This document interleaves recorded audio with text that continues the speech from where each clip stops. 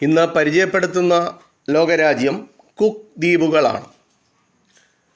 ലോകത്തിലെ ഒരു ചെറിയ രാജ്യമാണ് കുക്ക് ദ്വീപ്. കുക്ക് ദ്വീപുകൾ എന്ന് പേര് കേൾക്കുമ്പോൾ അത് വലിയ പാചകക്കാരുടെ നാടാണ് എന്ന് നമുക്ക് തോന്നാം.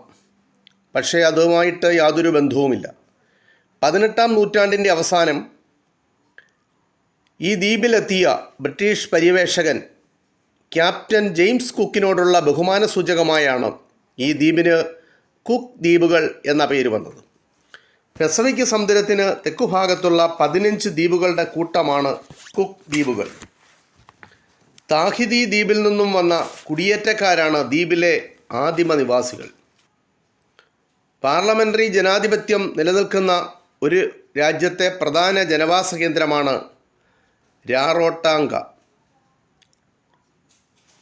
എന്ന ദ്വീപ്. 19-ാം നൂറ്റാണ്ടിൻ്റെ അവസാനം മുതൽ ബ്രിട്ടൻ്റെ കീഴിലായിരുന്നു ഇവിടം.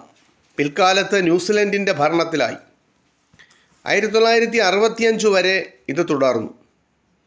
അതിനുശേഷം ഇവിടം സ്വതന്ത്ര പരമാധികാര രാഷ്ട്രമായി മാറി.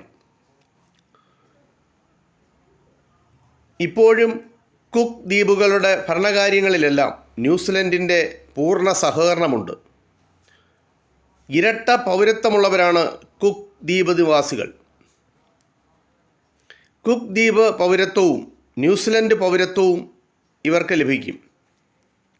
സമുദ്രവിഭവങ്ങളും പഴവർഗ്ഗങ്ങളും വിനോദസഞ്ചാരങ്ങളും ആണ് കുക്ക് രാജ്യത്തിൻ്റെ പ്രധാന വരുമാന മാർഗം. കുക്ക് ദ്വീപിന് UN-ൽ അംഗത്വമില്ല. കുക്ക് ദ്വീപിൻ്റെ തലസ്ഥാനം അവാറുവ ആണ്. അവിടെ ആകെയുള്ള ജനസംഖ്യ 17,460 ആണ്. അത് 2016 സെൻസസ് പ്രകാരമുള്ള ജനസംഖ്യയാണ്.